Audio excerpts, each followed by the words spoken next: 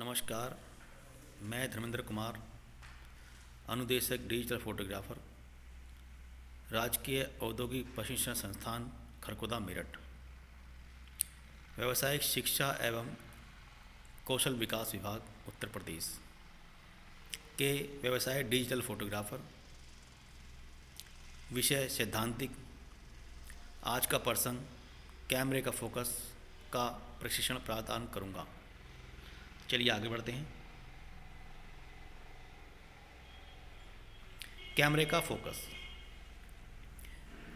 तस्वीर लेने के लिए जब आप किसी भी सब्जेक्ट पर कैमरे को केंद्रित कर उसे साफ व स्पष्ट करते हैं, उसे फोकस कहा जाता है। जैसे अगर कोई हमें किसी की फ़ोटो लेनी है और उसके पीछे का बैकग्राउंड ब्लर करना है, तो उसकी फ़ोटो साफ होने पर पीछे का बैकग्राउंड ब्लर हो जाता है। इसको हम फोकस कहते हैं। ठीक है।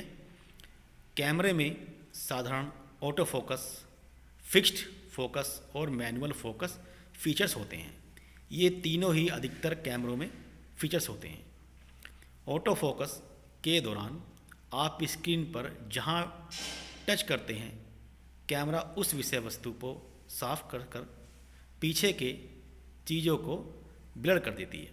जैसे कि मैं आपको बताया था मैंने, यदि हमें कोई फ़ोटो लेना है और हमने कोई सब्जेक्ट चूज़ कर रखा है, जैसे कि हमने किसी की तस्वीर लेनी है और उसके पीछे का हमें सारा बैकग्राउंड ब्लर करना है, तो उसको हम कैमरे से फोकस सेट कर लेते हैं और उसको हम खींच लेते हैं। ठीक है, जिससे तस्वीर में आप स्पष्ट रूप में देख सकते हैं।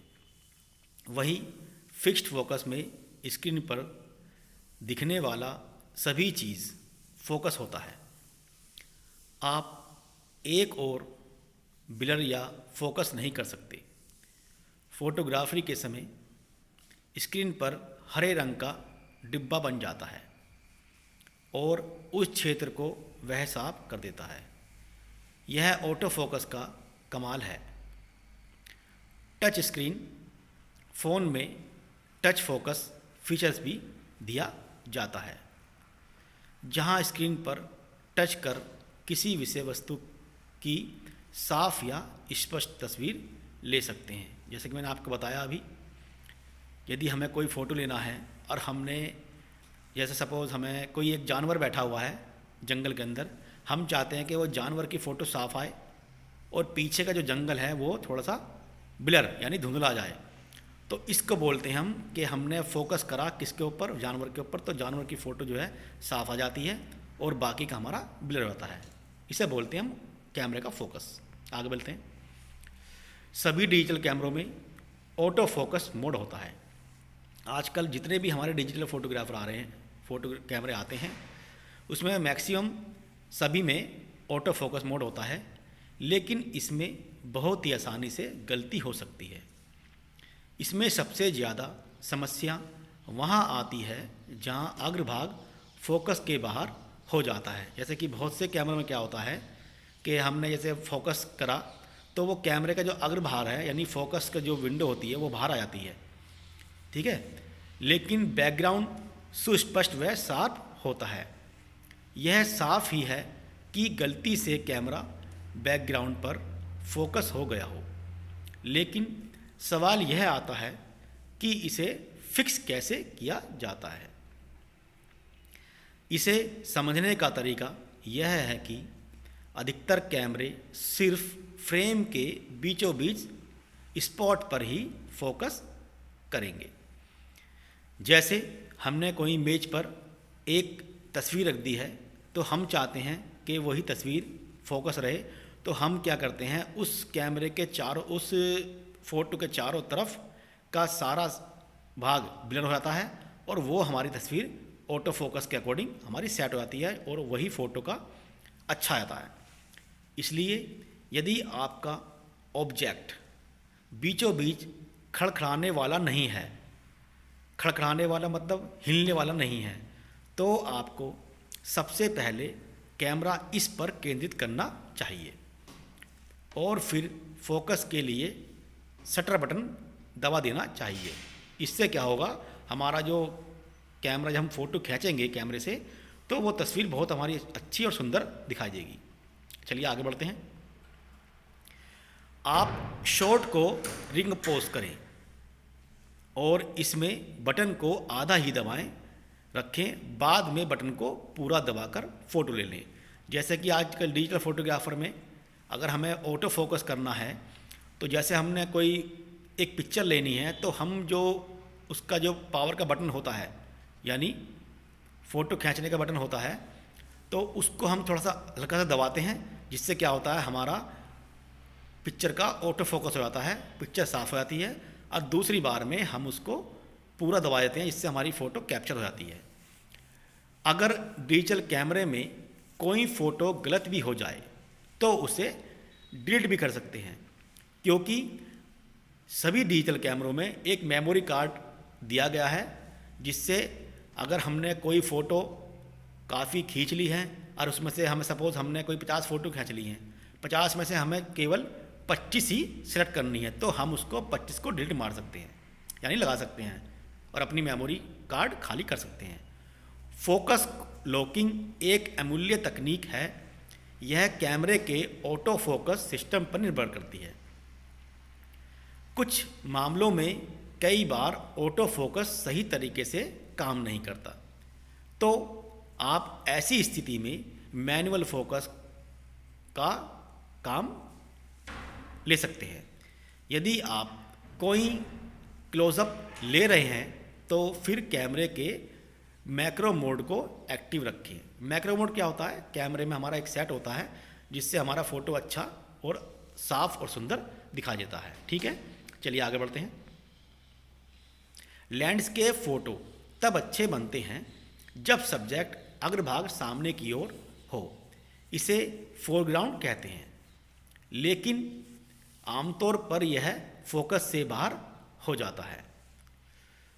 बैकग्राउंड और फोरग्राउंड दोनों को फोकस में रखने का तरीका यह है कि उच्च एफ नंबर सेट करने के लिए ज़्यादा डेप्थ ऑफ फील्ड का प्रयोग करें। यदि आपके कैमरे में अपर्चर प्रायोरिटी मोड है तो आप 11 या 16 एफ नंबर सेलेक्ट ही करें। यदि आपने अपर्चर पर 11 या 16 एफ नंबर सेलेक्ट कर दिया है तो आपका फ़ोटो अच्छा और सुंदर और साफ ही आएगा। यदि आपने 11 या 16 अपर्चर सेट नहीं करा तो हो सकता है कि आपका फ़ोटो अच्छा ना आए। चलिए आगे बढ़ते हैं। यदि कैमरे में लैंडस्केप प्रीसेट मोड है, यदि आपके कैमरे में लैंडस्केप प्रीसेट मोड है तो यह अपने आप भी उच्च एफ नंबर सेलेक्ट कर सकता है। जैसे कि अगर जैसा आजकल क्या है, डिजिटल फ़ोटो आ रहे हैं, डिजिटल कैमरे आ रहे हैं, तो उसमें क्या है, एफ नंबर अपना आप सेलेक्ट हो जाता है, क्योंकि उसमें ऑटोमेटिकली मोड होता है। यदि धुंधले बैकग्राउंड में पिक्चर चाहते हैं, यदि आप कोई पिक्चर को धुंधले बैकग्राउंड में चाहते हैं तो फिर कम डेप्थ ऑफ फील्ड का प्रयोग करना ही पड़ेगा आपको। ठीक है, और न्यूनतम संभव एफ नंबर 2 या 4 सेट ही करें। इसके अलावा पीछे की ओर खड़े हों और इफ़ेक्ट के लिए ऑप्टिकल जूम का प्रयोग करें। यदि आपने अपने कैमरे में, डिजिटल कैमरे में ऑप्टिकल जूम लेंस लगा रखा है तो आप पीछे खड़े हों फ़ोटो खिंचवाते समय और उसको सेट करें अपने जूम ऑप्टिकल लेंस से। ठीक है, रात में लिए गए अधिकतर फ़ोटो अस्थिर और मध्यम यानी डिम होते हैं, जैसा कि चित्र में आगे दिखाएंगे हम आपको। इसके लिए कैमरे को स्थिर रखें और बड़े एक्सपोजरों का प्रयोग करें। इसके लिए ट्राइपॉड का प्रयोग करना चाहिए। ट्राइपॉड का मतलब यहाँ पर यह है कि एक स्टैंड आता है कैमरे का, जब हम इसको स्टैंड पर कैमरा रख देते हैं तो हमारा कैमरा हिलता नहीं है, क्योंकि जब यदि हम कोई फ़ोटो खींचते हैं तो कहीं ना कहीं हमारा हाथ हिल जाता है, जिससे हमारा, अगर हम कैमरे से वीडियो बना रहे हैं तो वीडियो ख़राब आएगी, और फ़ोटो खींच रहे हैं तो हो सकता है हमारा फ़ोटो हल्का सा ख़राब आए। इसलिए हम ट्राइपॉड का उपयोग करते हैं। क्योंकि कैमरे को स्थिर रख पाना मुश्किल होता है। जैसे आपको बताया मैंने अभी कि हम अगर फ़ोटो खींच रहे हैं या वीडियो बना रहे हैं, हो सकता है हमारा हाथ हिल जाए, तो उससे क्या क्लियरिटी हमारी ख़राब होती है, इसलिए मुश्किल होता है उससे। ऊंचाई से शॉट लेते समय कैमरे को ट्राइपॉड पर रेलिंग के सहारे रखें।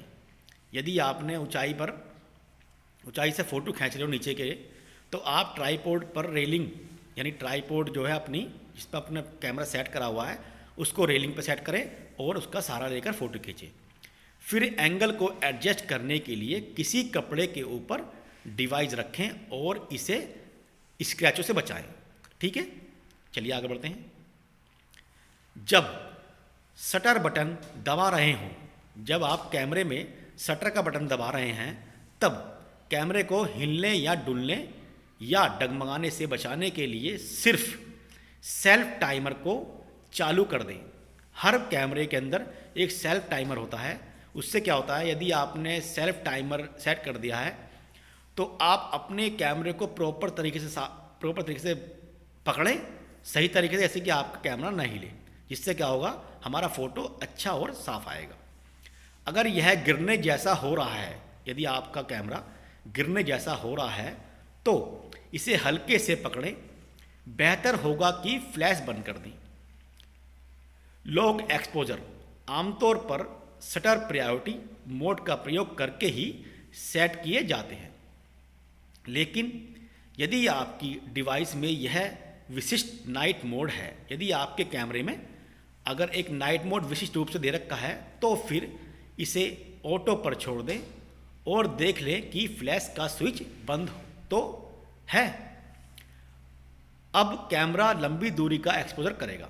इससे क्या होता है, यदि आपने ऐसा किया तो आपका जो कैमरा है काफ़ी लंबी दूरी तक एक्सपोजर कर सकता है, यानी काफ़ी दूरी वाले फ़ोटो हमारा खींच सकता है। चलिए आगे बढ़ते हैं।